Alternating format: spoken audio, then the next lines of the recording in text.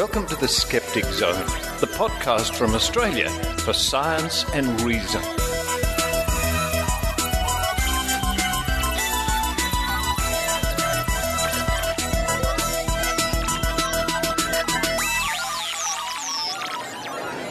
Welcome, Skeptic Zone listeners, to a very, very special episode. You have not heard anything like what you're going to hear today because, sure, Richard and I have taken some investigations to the Maitland Jail for the Paranormal Festival, but this one is at Casula where there are real ghosts. Over to you, Richard Saunders. Well, I've heard there are real ghosts here indeed, Maynard. The fact that you are here and I'm here and Jo Alabaster here, proof positive that there are real ghosts here, I think. Jo, you've done some early reconnoitring there. What have you found? What have I found? I've actually found some ghost hunters local to the Blue Mountains, which is fantastic. They're actually at my local pub. They go around having a look at what's going on there, so I might arrange something with them in the future. Because as with most of these, it's a bit of a melting pot for people from the ghost hunting and the paranormal industry, isn't it, Richard? It is. There are tables there from the Newcastle paranormal people and various jails and pubs that are supposed to be haunted. There's a Ghostbuster down there. If we look down, there's a guy dressed up as the Ghostbusters. I'll be crossing my streams with him later. Will you? Yeah, I see. There are tables with psychics here. By the way, Maynard and Jo, this is Skeptic Zone episode number 311 for the 5th of October 2014, coming to you live from the Casula Powerhouse, the Australian Paranormal and Spiritual Expo, where the Australian Skeptics have a table, if we look down there, and I'll be speaking later on. Now, the interviews from this adventure we're all having will be coming up next week and the week after on the Skeptic Zone, because this episode is a bumper episode, Maynard. Yeah, we're going to kick off with an interview with Pamela Gay, the astronomer, who was visiting Sydney briefly just the other day, and we went to the observatory, and in the gardens of the observatory I speak to Pamela Gay. Following that, it's a week in science from Royal Institution of Australia, of course, www.riaus.org.au. What is it, Jo Alabaster? You're laughing over there. No, you just say that very nicely, Richard. Oh, I have a fan. And following that, it's sort of part two of our extended interview with Michael Marshall from the Merseyside Skeptics. He's going to be talking about going along to see psychics. So a big show coming up this week. Oh, look, we've got so much stuff coming your way here, and right now we've got to do some work for the future weeks now, because we've got to get a bit in the pot for Richard there. He likes to have a bit in the pot there so he can, put it out and get it going on the show when there's other things that are not going on, because I'm going to be pulled away by legal things for the next couple of weeks, and I won't be anywhere to be seen. Oh, in court again, Maynard. That's terrible. But Jo Alabaster, it's so great to see you along, and this is your first official assignment as a reporter. Indeed, this is my first media pass. She's got a... Oh.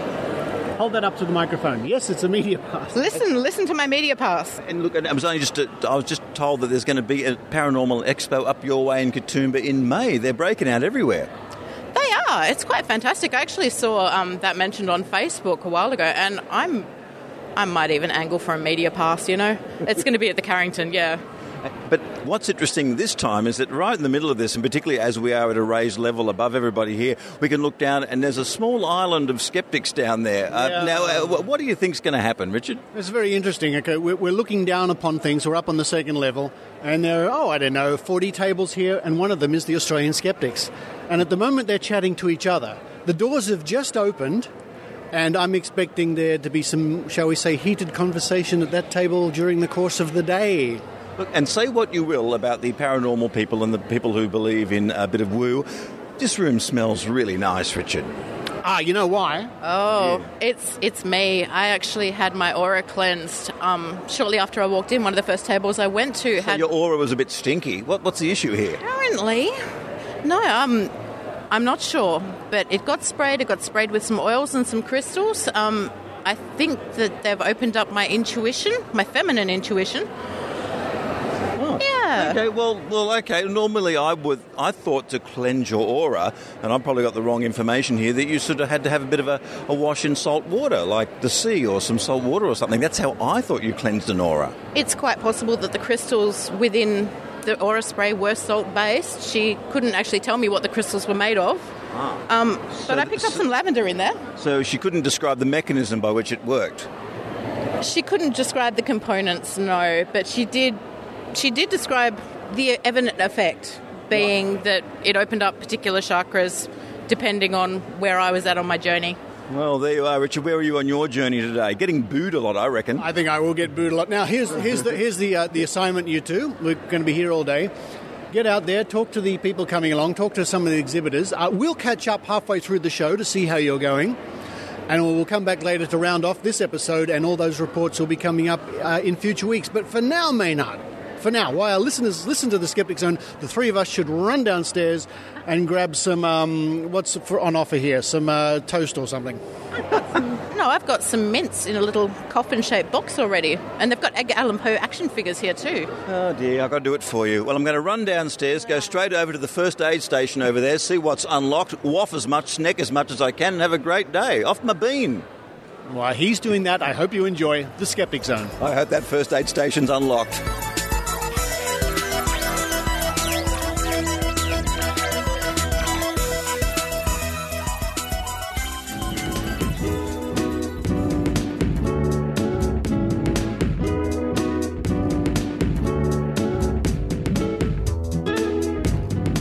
What a delightful day it is to be in Sydney. The birds are singing in the tree, the wind's blowing a little bit because I'm up on Gallows Hill. Gallows Hill, I hear you ask. Those Sydney-siders, you've never heard of Gallows Hill? Well, it's where the observatory is. It used to be many, many years ago known as Gallows Hill. I think you can understand why. A grim place then, but a beautiful place now, especially if you're an astronomer. And stagger me, who should I bump into at the Sydney Observatory? None other than Dr Pamela Gay. Hello, Pamela. Hi, Richard. How are you doing today? I'm not doing too badly. It is a wonderful day, isn't it? It's a beautiful day here in Sydney. It's really amazing, and there's a very loud bird that I'm hoping is like a cockatoo or something, because this city is infested with amazing creatures. It is. Those strange creatures, folks. The last time you were here, we had a wonderful stroll through the Botanic Gardens, and we saw all sorts of weird birds and eels. Yes, eels that were very determined to come up and say hello in the middle of the interview. That was great fun. Now, why are you in Sydney this time? Because you only just flew in hours ago, didn't you? I literally landed about 8 hours ago, flew out St. Louis to LAX to Sydney, and I'm here trying to figure out what time zone I'm in before I head out to Siding Springs Observatory for the dedication of the brand new eye telescope scope that is going to be out there to allow amateur astronomers to do more research and to allow educators to get their kids better access to the sky. Now, am I right in saying you haven't been to Siding Springs before? I haven't, and it's actually really exciting because it's an observatory that I've read about. It's an observatory that I've heard all sorts of stories from astronomers who've done things like step on kangaroos in the middle of the night. And this is my first time not being inside of a city in Australia, so I also have this secret desire to hopefully see like a kangaroo or a wombat. Now, I think you're going to be in for a wonderful time just getting there. I understand you're driving there. I am. I'm taking off with Astro Pixie, Amanda Bauer, and we're going to road trip from Sydney out to Siding Springs, and then I'll be driving afterwards to Melbourne with Peter Lake, and I'll be doing a number of events in Melbourne as well. I mean, as much as I know you'll love doing your events and getting to your destination, the trip you're going to be on, the countryside you'll see, the experience, I think, will be memorable. Once you get out of the cities in Australia and see the other half, so to speak, the other part of Australia, not just the big cities, you're in for a treat. And, of course, the stars, my goodness me, the stars out there away from the city lights. Now, I know you've been to the Southern Hemisphere many times, but it is breathtaking out there. It's something I'm really looking forward to. The last time I got to see good Southern Hemisphere skies, it was March. I was outside of Cape Town at Sutherland Observatory in South Africa. This time it's a completely different season, a completely different continent, and a new opportunity to see all the things the Southern Hemisphere has to offer. And what a lot it has to offer.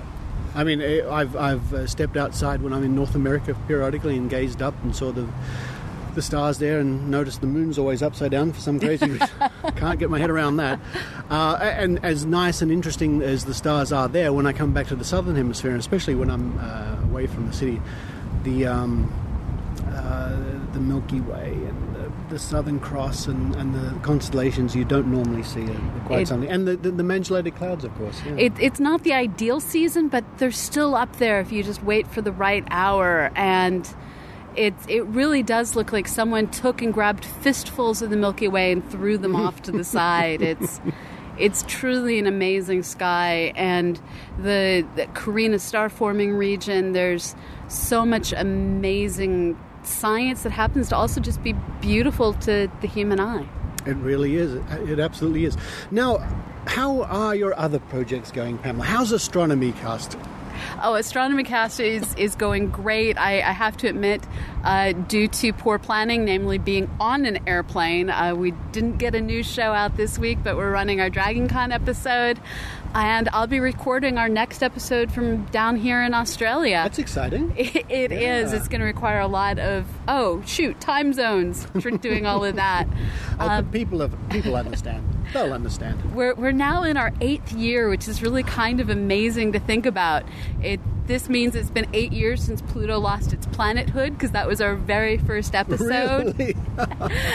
And it's still going strong because we keep learning new things about our universe. It's been great this year to be able to focus in on, the Rosetta mission's getting ready to land on a squeaky duck-shaped comet. Isn't that exciting? It's amazing. Yeah. And India have just successfully got a probe into Martian orbit. That's it. That's impressive. So India's at Mars. We now have Maven at Mars. There's about to be a comet at Mars, which is going to make all of that far more interesting.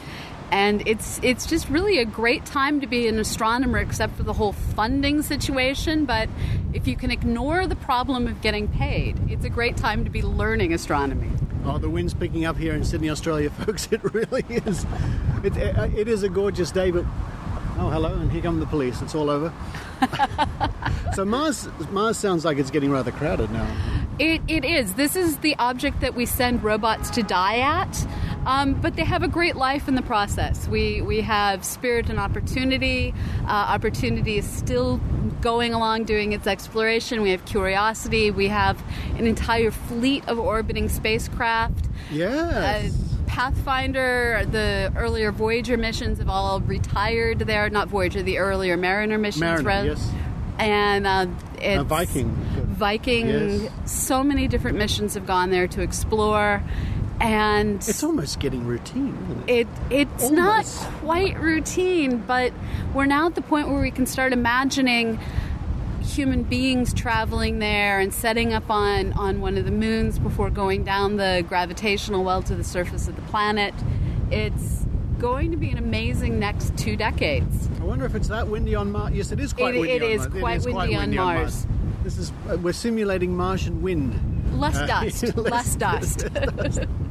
There was, I've mentioned this to a very good friend of mine who is part of the hopeful Martian mission. The Mars One, the one-way mission of science and death. That's it. I met him in Olomouc actually a couple of years ago, Dr. Bess Saab, and he was hopeful to go to Mars. And many years ago here in Sydney, Australia, one day there was a huge dust storm. It's probably going to be one now. There was a huge dust storm with a lot of red dust from the desert regions of Australia blew in over Sydney.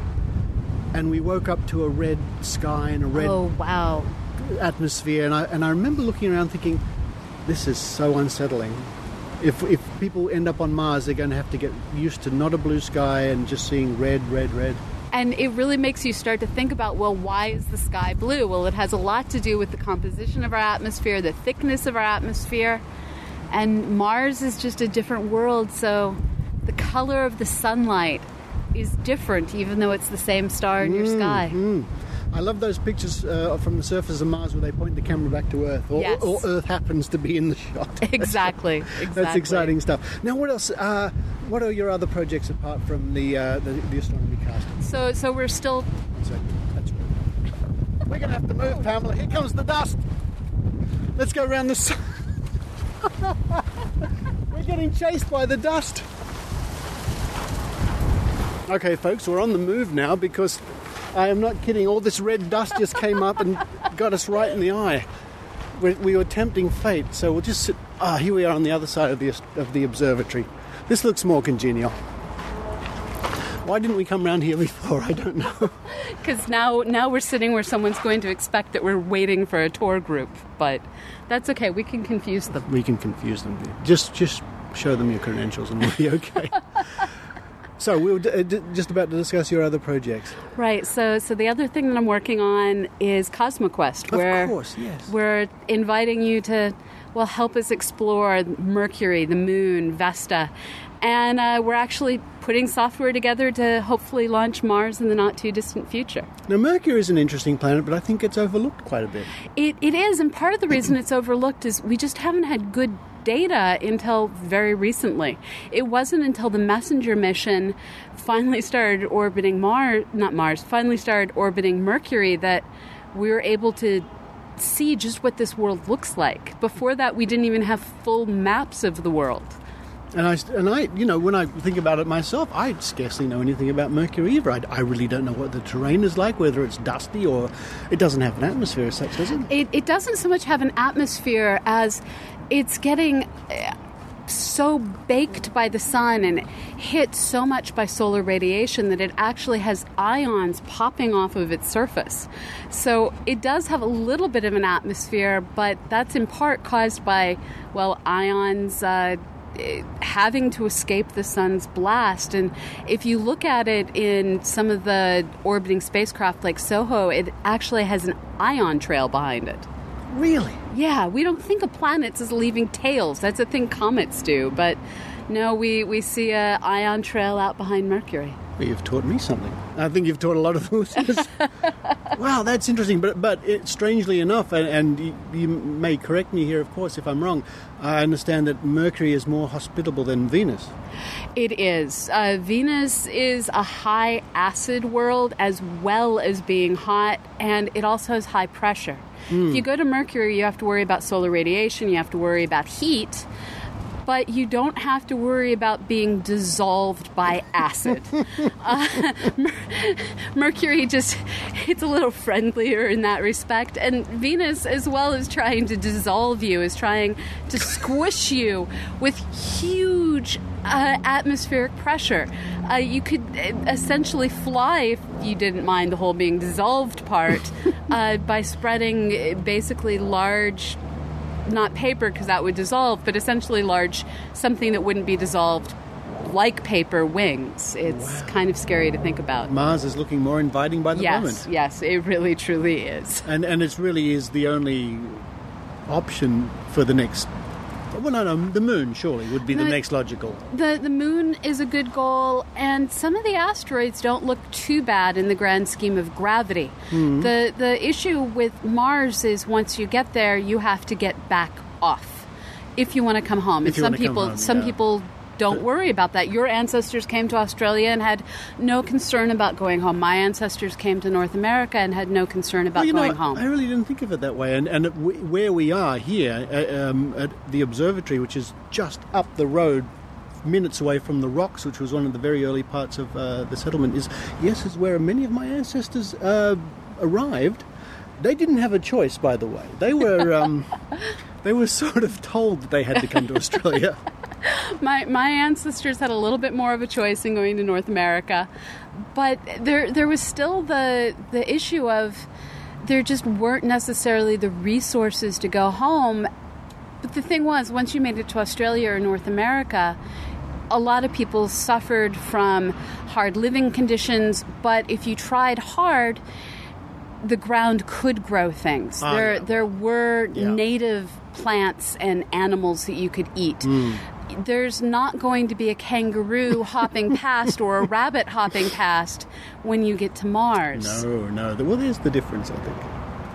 I think you've found it. You've put your finger on the big problem there. Well, I mean, that and all the technical problems they haven't overcome just getting there.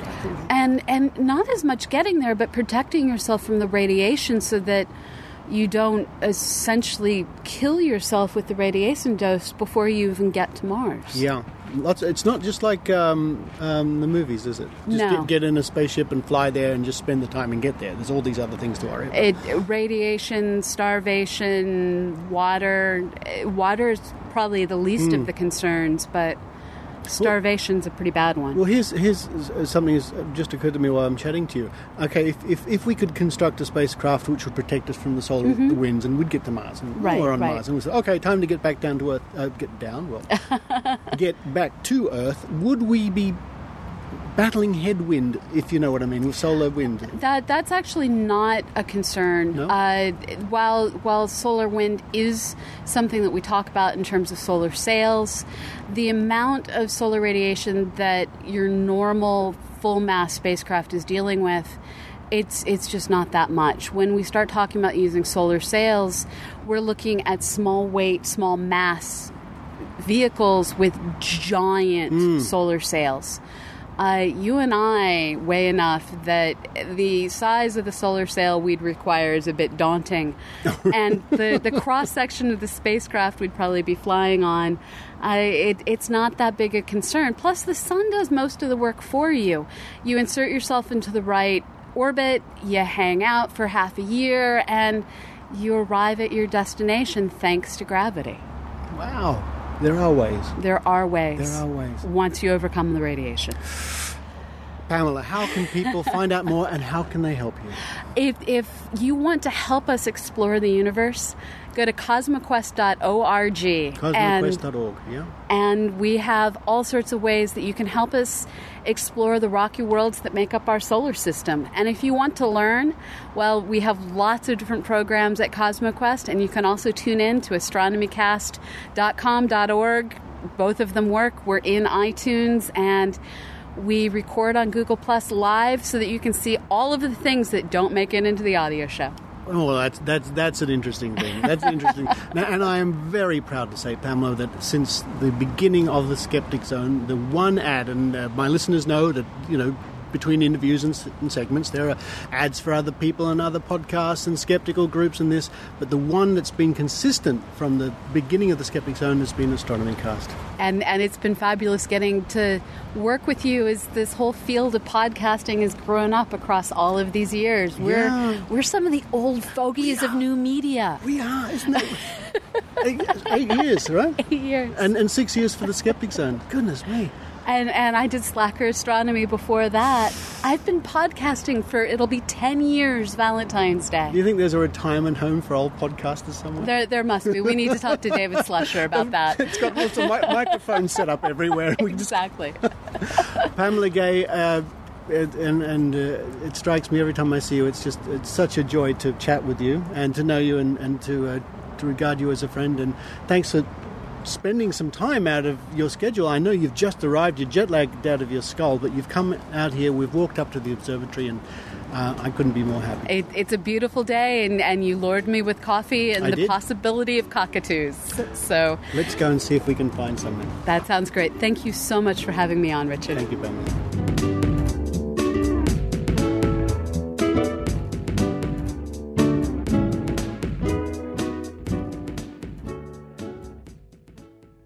Virtual Skeptics is a weekly web show in which we discuss the latest news in skepticism.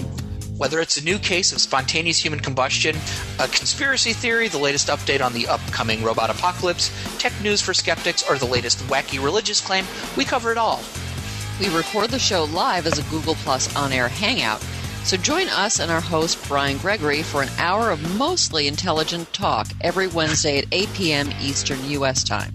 Watch us at virtualskeptics.com and participate in the show on our hashtag #VirtualSkeptics. The Virtual Skeptics. It's like Meet the Press, but with chupacabras.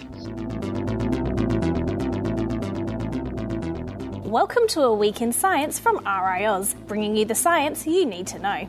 Rumour has it that Marie Antoinette's hair turned completely grey the night before she went to the guillotine. So, why do we turn grey, and is stress really a factor?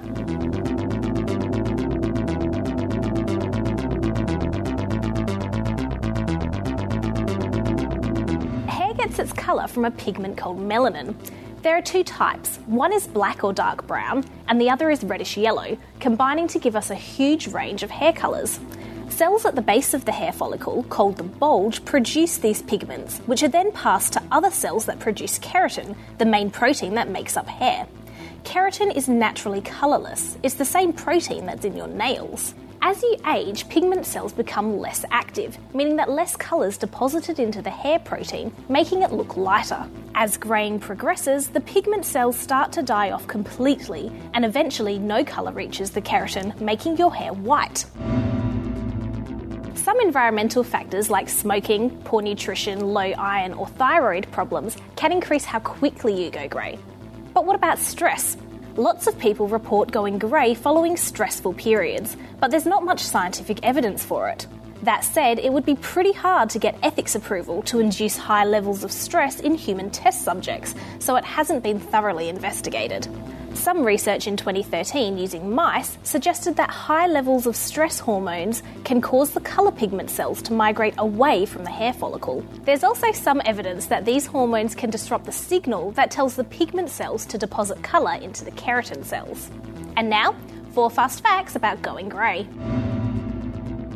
Genetics plays a big role in greying. You'll probably get your first grey hairs at the same age your parents or grandparents did.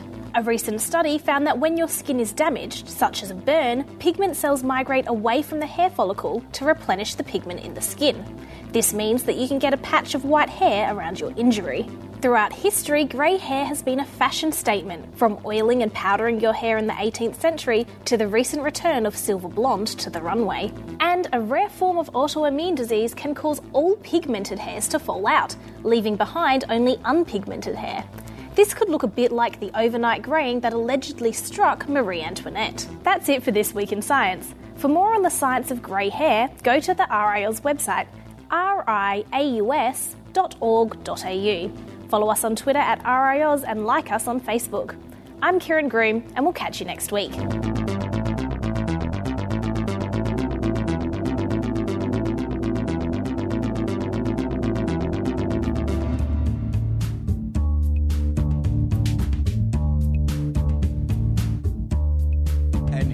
I tell you what, I've been talking to a few people about their ghostly experiences here today, Richard. What I love about this much is how you keep your cool when someone's trying to sell you a Reiki reading, like was just happening then. But she said she could project energy onto one of your chakra. I believe I actually heard her say that. Was that correct, Richard? Yeah, I think I felt something in my chakra when she said that. No, I was trying to... She said, had I ever had Reiki energy or Reiki? And I said, no, I've never had Reiki energy in my body. And she got to the point where she said, it's thermal. Reiki. And I said, you can... And I said, you can measure it with a thermometer then. Of course, you can't. It's never happened. But she went down that way, and then she said, sometimes it takes heat away. Oh. Well, that's still thermal, that's thermal in another direction. And so she was... And the woman behind her giving the Reiki to a customer was head desking. Oh, okay. Right. So she wanted me to go quick, I think. Okay. But it's been an interesting day so far here at the Paranormal Expo, Maynard. You've been doing a lot of interviews. I've been speaking to a lot of people in the ghost hunting industry of Australia. There's a few people here, and Kashula is a bit of a ghost hunting area there for various reasons that I've had explained to me. And some people are here, they're just looking for an explanation to an experience that they've had that was anomalous. So I'm not that quick to ridicule the people here as some in the skeptical movement might be, because they're coming here as just they saw something or something happened once and they want to know what it's all about, and then they don't really know. I can't give them an answer. Yeah, and then they'll meet one of the people here who will tell them exactly what it was. It was a spiritual visitation by XYZ. They feel happy they've got an answer, and they come and talk to someone like me. Are they going to believe me? No. Because you're just going to pour water on the whole thing. In fact, you've even spoken to someone today where you suggested that maybe it wasn't a ghost that they saw, but perhaps something else anomalous. Yeah, I said, are you sure it was a ghost? Maybe it was an alien. And they looked at me a bit funny, but they had to think. I said, it might have been an alien. I'm not saying it wasn't. Are you saying it definitely wasn't an alien? And they had to think about it. Well, Richard, I think you're just being a little close-minded then, because you weren't even opening the possibility to a trans-dimensional incident as well. I mean, it could be something from another dimension, or it could be something out of a time placement. There's a number of explanations. Damn, Maynard, you're better at this game than I am. You've got to listen to Mysterious Universe a bit more, mate. You've got to get around. All right, Maynard. Well, we better get on with the rest of the Skeptic Zone, I think. Coming up now, it's the interview with Michael Marshall, Part 2.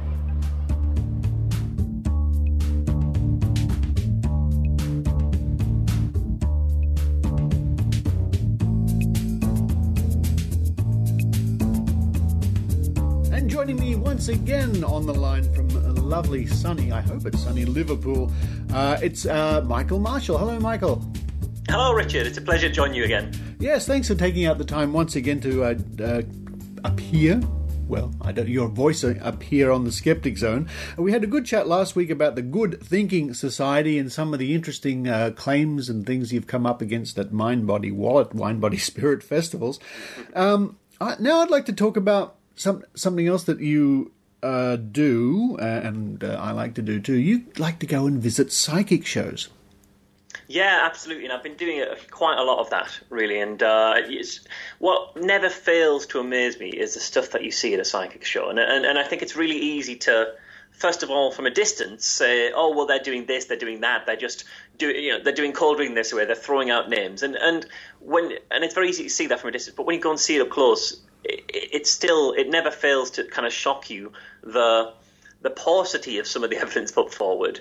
The sincerity of the belief of the audience, who very much are often kind of veiled by vulnerability. They're kind of blinded by their grief or the position that they're in, and nothing upsets me more, I think, than when people blame the audience for attending a psychic show. And I would never for a second think anyone should do that. I think really any one of us could be in a really horrible, vulnerable position, and if we're given the wrong piece of information at the wrong time, then who knows what path you could be down. But the fact that the evidence given by psychics to these people is so flimsy, and yet there are some people in such kind of emotional states, really does show just how pernicious this area is. I was in a psychic show just last week, and at one point the psychic connected with a woman who'd been very vocal on the front row. She was sort of chiming in and sort of not heckling, but joining in a jovial kind of way, and really clearly wanting to connect with the psychic. And lo and behold, the psychic came to her in the second half.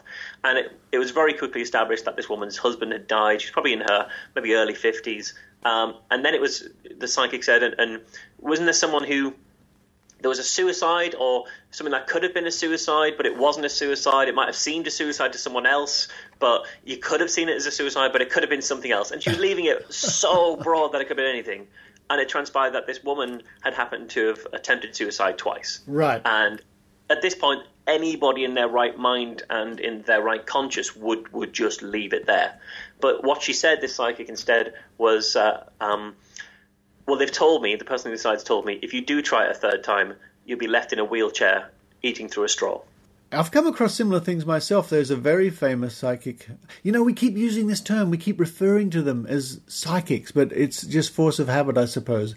It's easier to say that than to say so-called or pretend or whatever. Yeah, and other words do get you in legal bother, so at least psychic, is a shortcut for a million different things. That's right. There's a very well-known psychic in this country who I saw once perform live, and she basically, her cold reading was so abysmal that she went down the road of saying, you've got some very big fears in your life, haven't you, dearie? She said, oh, yes, I do. She said, well, I'm afraid they're going to come true. And I'm going, what are you saying?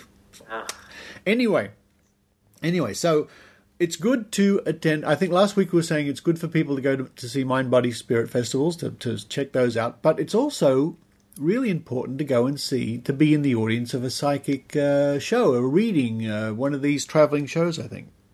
Yeah, absolutely. I mean, we've got a couple of really huge psychics here in the UK. In fact, you'll probably be aware of psychic Sally Morgan, who was over in Oz not too long ago. And oddly enough, so I've been doing many talks around the country. The first talk I ever gave of this kind of tour, this idea that I have of kind of talk about adventures in pseudoscience, was in Middlesbrough in the northeast of England. And I happen to mention to the audience, as I always do, that as prohibitive as the cost of seeing Sally Morgan might seem, and it's about £25, something like that, I do genuinely see the cost of entrance as the price of an education. Yeah. You learn so much. And the things to see, I mean, as a slight aside, one of the things Sally Morgan does that I think is the most remarkable thing I've ever seen anyone who is doing a psychic show do, and she's incredibly skilled at it, is that when she's speaking to someone, she'll ask them if who did they come there tonight with, or do you have friends with you? Because if you could just stand up, sometimes the energy can really take it out of you. So you need support. Because are your friends with you? Is there 3 of you? So you stood up and there's now a group of 3. And she'll do a reading on the middle person and say there's this and there's that and there's the dog, isn't there? And the middle person won't know that. So she'll go to the person on the left and the person on the right. If you've got a dog, whose dog is it? Oh, it's your dog. And now she's doing a reading for 3 people, and she'll just scattergun back between them.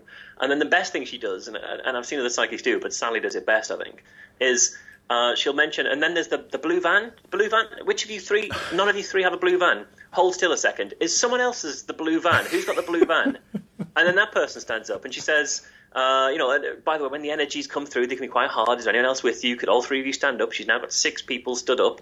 And at this point, I could read 6 people in the crowd just by shotgunning stuff. I'm not psychic. I could just shotgun stuff. But even more so, if I was to throw something out, not only are they going to be trying to make it fit, they're also going to try and be making it fit before someone else nabs it. Because they want a reading. They want this to be true. They want it to be theirs. So they're going to compete with each other to have a reading. So, that's kind of a remarkable thing. And I've seen some truly remarkable things at Sally Morgan shows. So there's something I always mention whenever I talk about having visited Sally Morgan shows. Well, sorry, I'm just about to say this whole concept of I'm going to be reading for you, but it's not exactly clear what I'm getting from the spirits. I think it's for you, but it's for you, is it? Oh yes, now I can. I've seen that so many times. Oh yeah, and I have, but I've never seen anyone work it as skillfully as Sally does. And maybe she's genuinely psychic, and maybe she isn't. Maybe she is. Maybe she is. Yeah, but the show that I saw her do in Liverpool one time, she was possessed. She gets possessed by the spirits of people she's talking to. Ooh. And when people say, "What's the harm?" Okay, so she was speaking to a young mother near the front of the audience, probably late 20s. And then we established that this poor lady had lost a daughter as a toddler who drowned in a swimming pool. And Sally got possessed by the spirit of this lady's toddler.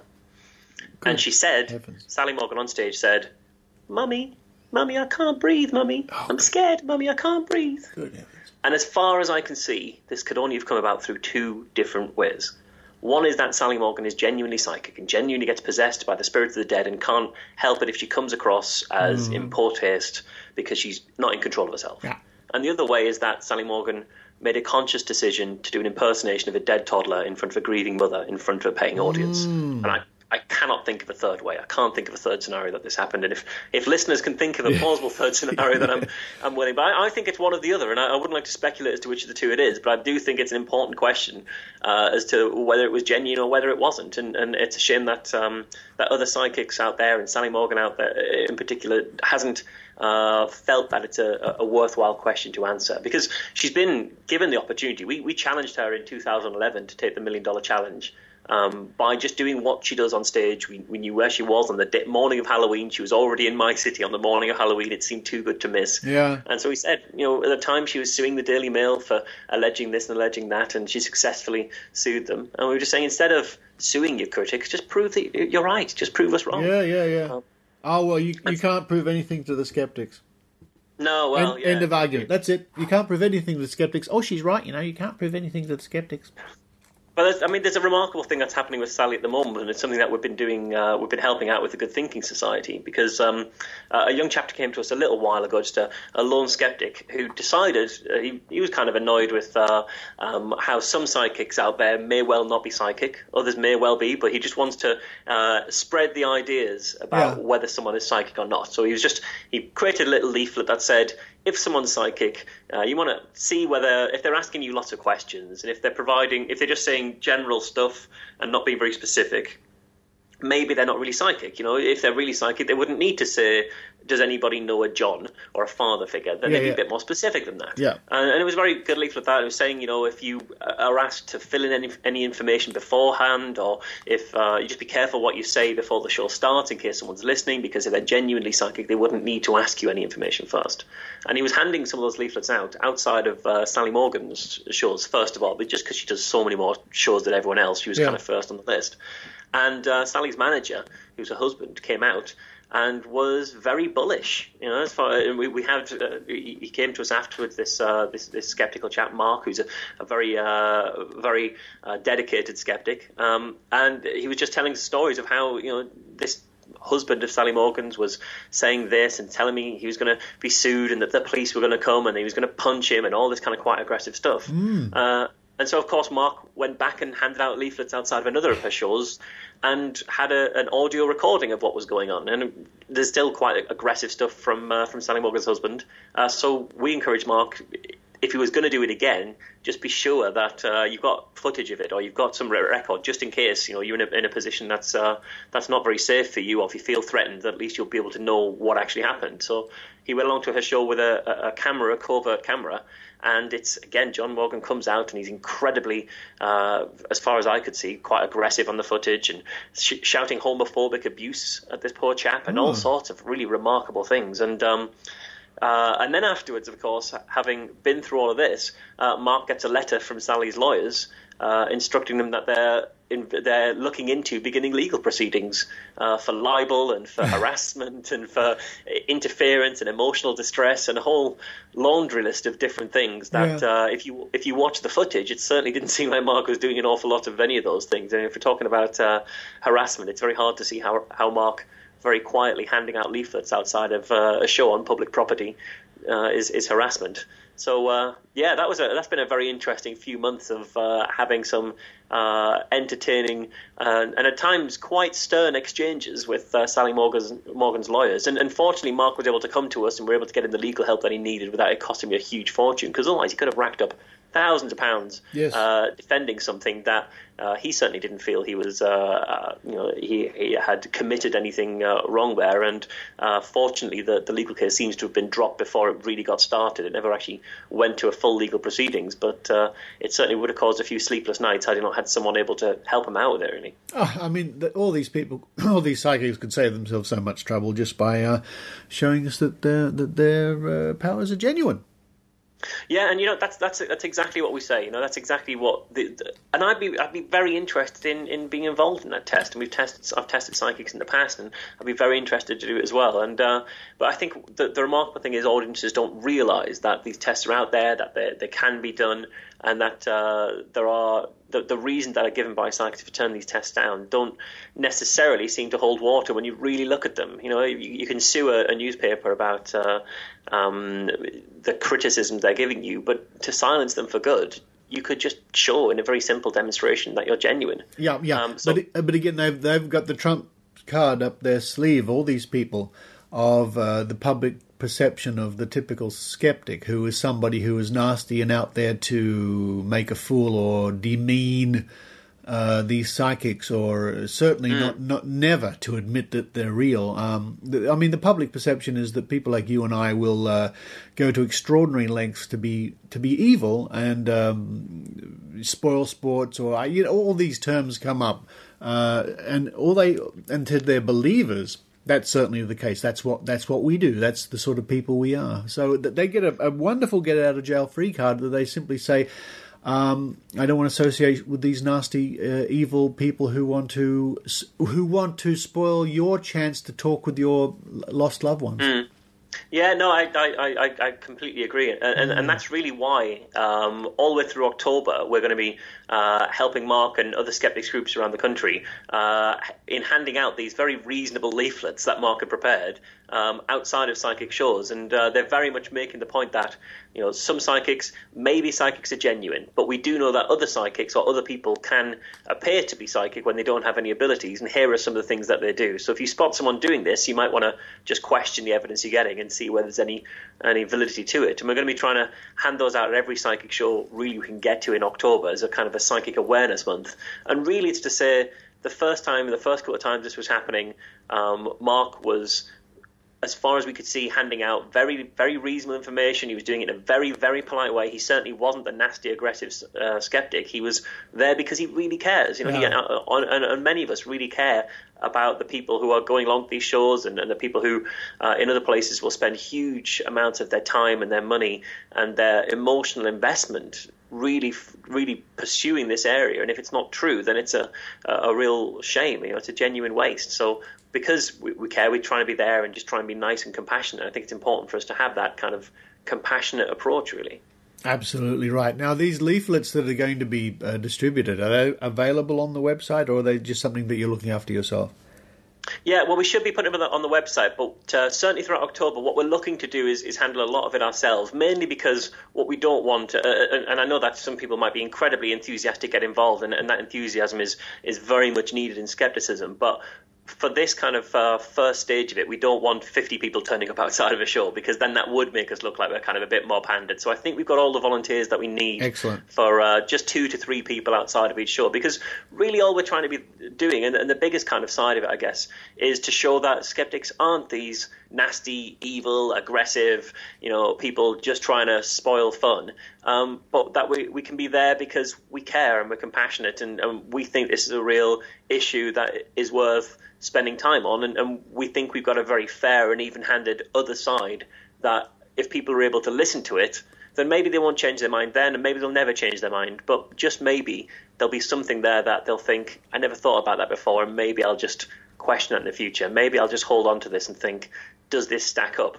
And that's really all we're looking for, I think. And it's just a real shame to see that when that was being done the first couple of times, there were different techniques that seemed to be being used, certainly intimidation, physically, verbally, and then latterly legally, in order to silence what is clearly just a free speech issue. We're allowed to question ideas, and especially if we're doing it in a non-aggressive, non-confrontational, very polite way. There is no reason to become physically abusive or verbally abusive, or to involve lawyers to try and stifle any fair comment, I think. And that's because we care an awful lot about that right to comment. That's why we're really doing this throughout October. Especially the right to question ideas that fly in the face of very well understood and known established laws of physics.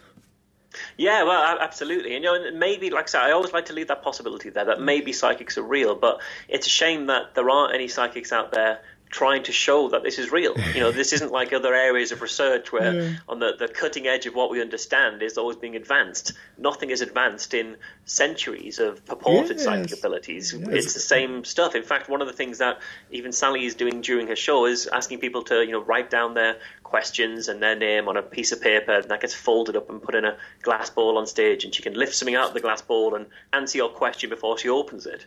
And I think that's an unfortunate thing to be doing as part of a genuine psychic show, because to an external and untrained eye, it looks an awful lot like an old-fashioned billet read. And, magicians can do a very similar appearing trick without any psychic ability. So I guess my advice would be to Sally, if she is genuinely psychic, she genuinely believes she's psychic, and maybe she's genuinely psychic. But personally, I wouldn't be doing as much of that side of the act, because it does appear from the outside like something a magician could do. That's interesting. I didn't know that. So there are magicians out there, and I've seen this, where there's a trick called the billet read, as you say, or the one-ahead method, which is a fun trick and it's very entertaining. So that's interesting to know that she can do that for real. How about that? Yeah, and maybe she's doing it. The thing I guess that kind of interests me is that this resembles a billet read. Very much. It has the same appearance of it, and personally, if I was psychic, I'd stay away from anything that could be misconstrued as a magic trick. I think that's pretty good advice. Psychics out there, there's some good advice. Good advice. You see, who says that skeptics aren't there looking to help? We're helpful people. We're offering advice. This is workshopping. Let's round off our conversation with Be Reasonable. Let's all be reasonable. What can you tell me about Be Reasonable? Yeah, Be Reasonable it's a show I'm really very proud to be doing. Really, I really enjoy it an awful lot, and I get some very I'd say mixed feedback, because what we do with Be Reasonable is we have somebody on the show whose ideas we completely disagree with. So the latest show that went out at the very end of September is with a psychiatrist who hypnotizes people in order to speak to the spirits that are possessing them. Ooh. And that's what's causing their psychiatric disorders, is that they're possessed by spirits. I disagree that there are spirits out there. I disagree that psychiatric disorders are caused by spirits. But rather than having an aggressive and confrontational approach and saying, well, you're wrong and here's why, because with that approach only ever leads to people shutting down their defenses immediately. You never get past the gate, so you never get to understand how those beliefs are constructed. Instead, I think if you try and have an actual conversation, a genuine, honest, inquisitive conversation, and ask people what they believe, they'll tell you, because people like talking about something that's dear to them. They like talking to people about their beliefs. Yeah. And if you're just asking questions and you're just starting to probe the edges of it and starting to understand it, and you really go with the mindset of understanding rather than fighting, then you really get into places that you wouldn't have done in a conversation. You can get in the middle of this maze of beliefs, and sometimes you'll find something surprising. And I've had shows in the past where the reason for someone's actions, as stated, doesn't seem to stack up. And actually, you can see that it appears to me that the reasons they're using was a chap, in fact, who was picketing abortion clinics because he's a Christian. And one of the things he was doing, he was standing outside of abortion clinics and handing out baby clothes to women as they were going in. And I was saying, well, your Christianity would be saying that you need to be compassionate, you need to show caring for your fellow man. So would you not rather take those baby clothes and go to a domestic violence shelter and hand them out to women who might have fled from abusive partners in the middle of the night with nothing but the clothes on their and their children's backs? And there your clothes will be used. Your act of compassion will actually have a positive side, rather than handing it to women who clearly don't want it. And obviously this was something he hadn't really thought too much about. He wasn't very comfortable with, because clearly the baby clothes weren't there as help, as he was saying. He was saying, well, this is to help them out with their children. It clearly wasn't that. He was clearly using it as a tactic, whether he was admitting it to himself or not. Yeah. And even asking him about the biblical support for his position. I expected him to come back chapter and verse, here are different bits, and I'd done a little research. In the end, what he did was he said he had some piece of paper written somewhere that his brother had written some verses on, but he can't find the piece of paper at the moment. And I thought, this is you're going to 3 different cities picketing their abortion clinics because of your Christianity, purportedly. And yet, when I ask you about Christianity's approach to abortion, you've got nothing. So clearly, your Christianity isn't the core of what you're doing this. And when you really start to get into a bit more, he had some very, very dubious sexual politics. He had some very odd ideas about relationships between men and women and their subsequent standings in society. And it seemed like there was a lot. Really, the religion was, I don't want to say a facade, because I think he honestly believed it. But for me, it didn't seem the convincer. It seemed the explanation rather than the reason, if that makes sense. It seemed like the front rather than the core motivation. And I think if you went up to him knowing that he was picketing abortion clinics because he's a Christian, and you stopped there, then you'd be saying, well, the Bible, you're a Bible thumper, it's this, it's that, and you stay very anti-religious, and you'd never get into what was actually going on. So I think by asking people about their beliefs and having conversations, you end up in places that you weren't expecting and they weren't expecting. And I don't think I've had a single episode of Be Reasonable where the guest hasn't stayed friends with me afterwards, even though we've had some pretty robust conversations. So yeah, it's something I'm really happy about. That's remarkable. For those people who don't know, of course, Be Reasonable it's not. It's not you being on your other podcast, of course. No, it's a very different side of me to Skeptics with a K. Skeptics with a K is first and foremost, we're doing it to be funny. I think we're doing it to have a laugh amongst friends, and it's I guess it's more insular in terms of the skeptical circle, the skeptical community. It's looking in, whereas Be Reasonable is much more responsible and outward facing. Because sometimes you need to just let off steam and joke around, and we do that. Well, Skeptics with a K is perfect for that, of course. You do have that show is known for. It's like a chat with friends and Daleks, It's always good. Yeah, exactly. And the thing is, we will ridicule other beliefs. We'll ridicule our own beliefs. We'll ridicule people from both sides. We'll ridicule ourselves as much as we'll ridicule other skeptics, as much as we'll ridicule believers. And we like to keep it fairly even-handed. And as much as it's light-hearted and there's no malice or intent or malintent in any of it, really. But Be Reasonable is where we're really showing how I think we'd have a conversation with someone, and it genuinely is a conversation. It genuinely is a kind of an exploration of beliefs and an understanding of beliefs. And I think personally, I find so much value in that. Whenever I have the opportunity to speak to someone I disagree with, I find there's value there, because I think in our lives we all have limitless possibilities, limitless opportunities usually to talk to somebody we agree with, or to fill a room with friends who broadly will share many of the same beliefs as us. So I think we should really grasp and value the chances to have our beliefs challenged. In fact, on the latest show, one of the things Alan Sanderson, the psychiatrist, saying to me, he starts talking to me about why I'm a skeptic and what skepticism as a belief system is about. And what he said is, if we could prove that any of this paranormal stuff is real, then your entire belief system is shattered. how do you stop your belief system being shattered? And I said, well, it's very simple. If you want to stop your belief system being shattered, don't make it out of glass. Don't make your belief system so precious and porcelain that it's so inflexible it shatters as soon as it's challenged. Make it out of something robust, make it something out of something pliable, and shift and change it according to the evidence. But that's the common fallacy these people make, is assuming that we have a belief system which says that their belief system is impossible or incorrect, or we won't be open to the. They impose on us what their own system is, in a respect, their own mindset. People say to me, well, if you skeptics, if something was shown to you to be real, then your whole existence would be meaningless. I'm saying, no, you don't get it, do you? It doesn't work like that with skepticism. Skepticism is a method. It's an approach. It's a way to look at things. The conclusion is, the cards will fall where they may, or the chips. That the skepticism is not an entrenched belief system in any sense. No, and how my favourite kind of way of summing that up is something that Mike Hall, who I've got a huge amount of respect for, he's one of my favourite skeptics in the world, and I'm very fortunate that he happens to live in the same city as me. Mike Hall does the most amazing Richard Saunders impersonation I've ever heard. He does, that's true. His Australian accent is flawless, second to none. Flawless, yeah.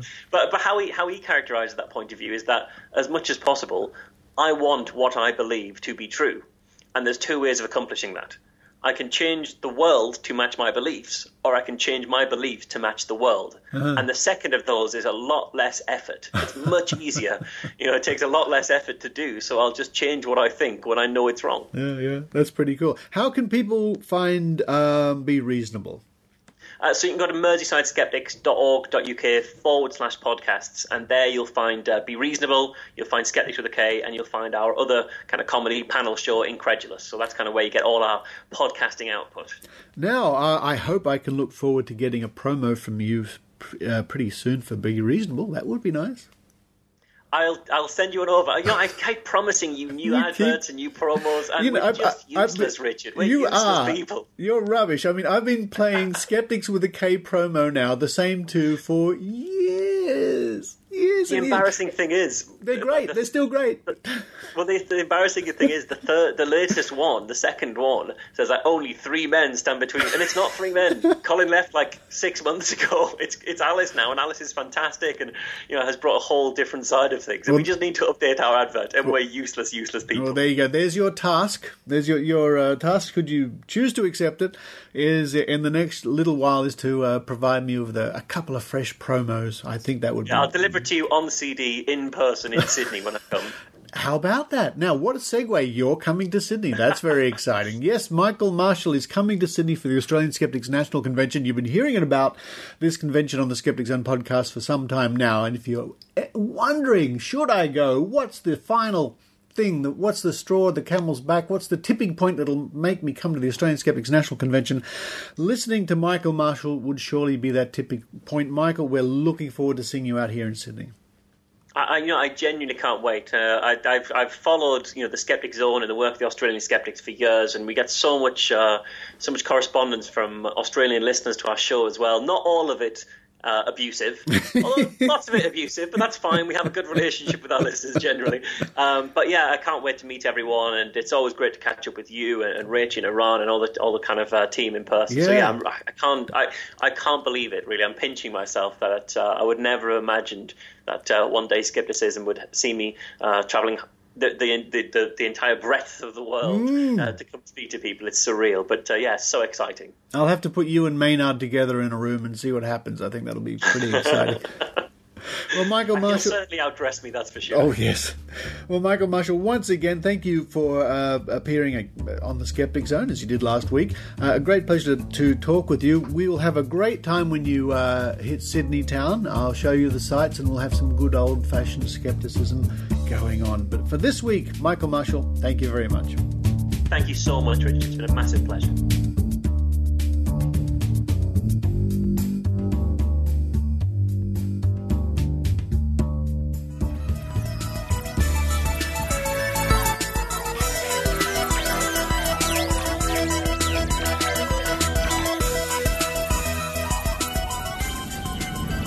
Well, Well, what an episode that was. We're in the Skeptic Mobile here, which is like, oh, look, all I can say is it's partly Australian-made and most of the parts are still going. Richard? Maynard, the day's over. It's Jo Alabaster in the back seat with Alethea. Hello, Alethea. Hello. Hello. So what was the most interesting part of the day for you, Jo?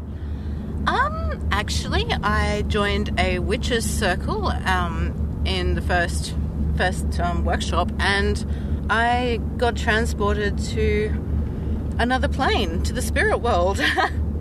That was interesting. I will report on that next week. Okay, and Alethea, what do you find the most interesting part of the day? Wow, certainly nothing to compete with a witches' circle. I listened to an EVP section from the Ghost Hunters Down Under.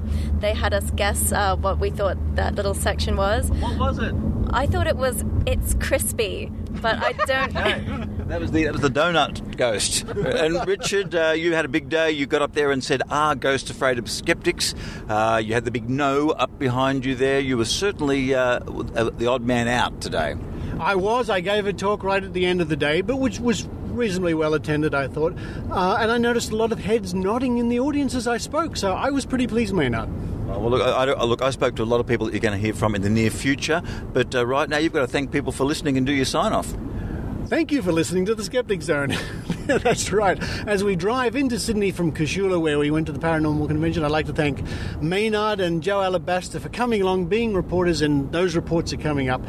But for this week, on the M5 motorway heading into Sydney, this is Richard Saunders signing off.